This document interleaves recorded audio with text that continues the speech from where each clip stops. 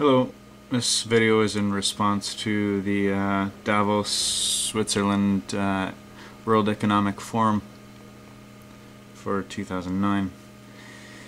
The four key questions about the economy, the environment, politics, and ethics. I guess if you break those down, it really comes down to humanity and what we are to do with ourselves as we progress in this world and the state of this world. With regards to the economy, I don't have any one solution. I don't think anybody has one solution. There will always be cause for debate with regards to any solution that is that someone arrives at, be it for the auto industry. If you're in Canada or the US, that's a big one right now. Just anything in general. I mean, I don't have a solution. If I did, obviously I wouldn't be making videos on YouTube with my little camera. But obviously the economy is a big deal. It's unfortunate that the economy really revolves around the first world nations and seems to disregard that of the second and third world. But I'm sure Bono could explore that a lot more than I could. I'm not well endowed in the sense of understanding the plight of the economic side of things with the world. The whole thing really is what is sort of bothersome in general. I mean, I don't think it's really broken down into four questions of economics, politics, ethics, and environment. We really have to just end up working together, and that's the end of the debate right there. I mean, it's not a matter of looking at each country and deciding what each country should be doing or each individual. It really comes down to humanity as a whole and why we can't seem to wrap our heads around that, given that it's the 21st century and we're so advanced.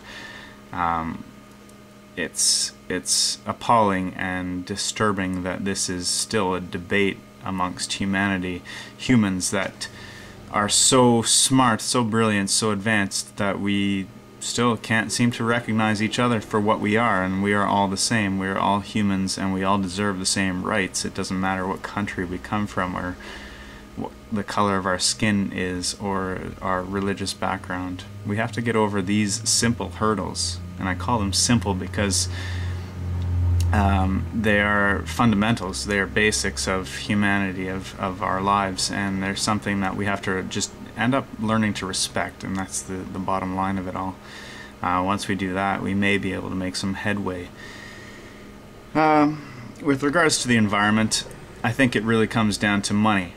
And this goes, I guess, with the economics. It's really a bad time for the environment, given our economic status with the whole plight of the economy at this point.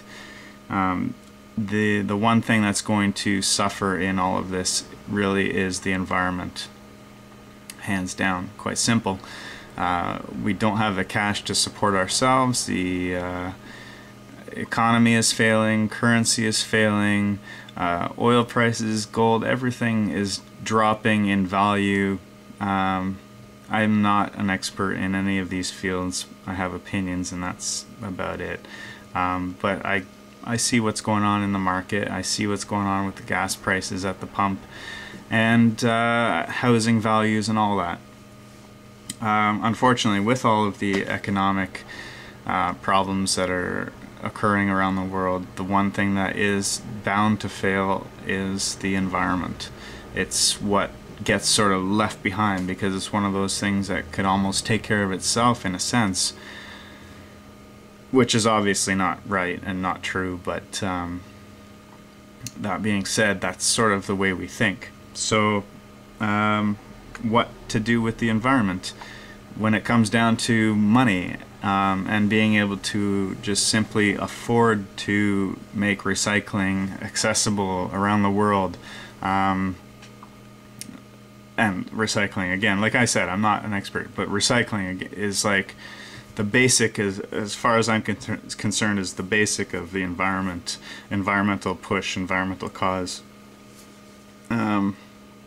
I mean, I live in Toronto, and we're just figuring out how to recycle styrofoam, and the whole Tim Hortons cup thing. I don't know if anybody kept up with that. It was kind of a local story, but Toronto not being able to accept the Tim Hortons cup because it had a plastic lid with a paper cup, and they didn't know how to separate that. I mean, that's the kind of stupidity, the simplicity that we're dealing with in the sense of the environment. It's so simple to really figure out what we have to do. Everybody knows what we have to do, but it always comes down to how much money we're willing to spend. So that's the economics of the environment. Those two. Politics, I guess, comes down to money as well. Also comes down to what type of nation, first, second, third world nation. Obviously, these are first world nations we're dealing with, talking about. I don't know what to say. I'm not a politician. I don't have that kind of background in politics. I didn't take that in school. But I can say, as a civilian of Canada and a civilian of this world, that I am very hopeful. I see a lot of promise with the Obama camp coming into power in the new year and next month. And I hate to put it all on his shoulders, because it's definitely not his responsibility. And all of this that has happened obviously before any of his time in office. He's not even in office. But obviously, I'm not alone in the world when I say that I really have a lot of hope and a lot of faith in his abilities to deal with, obviously, just that issue and just the whole world issue of peace, simply. So that's my background on politics.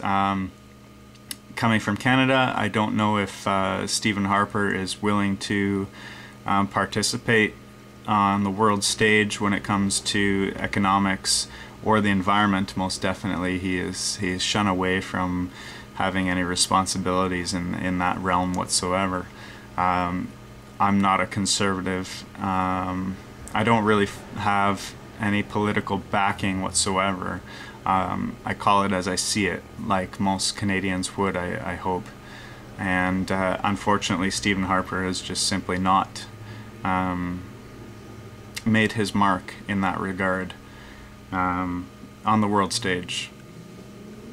With regards to ethics on this, it again really does come down to money. What are we talking about when it comes to ethics?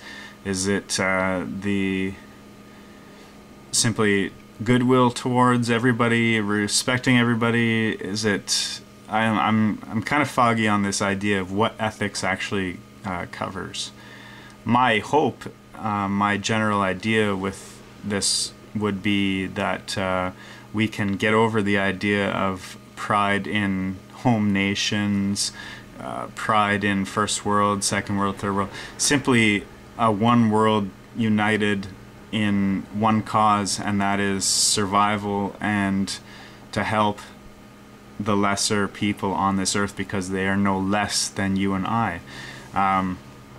A chain is only as strong as its weakest link.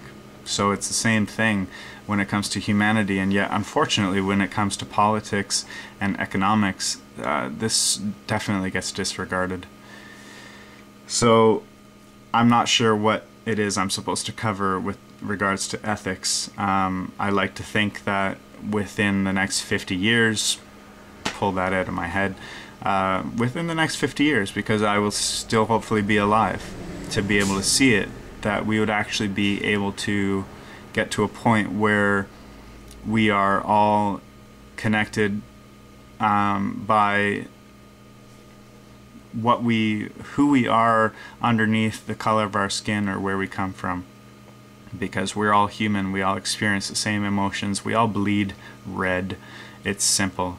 If we can just get over the idea of where you come from and the color of our skin and our religious background, then I think we'll be way better off with regards to the whole ethics question.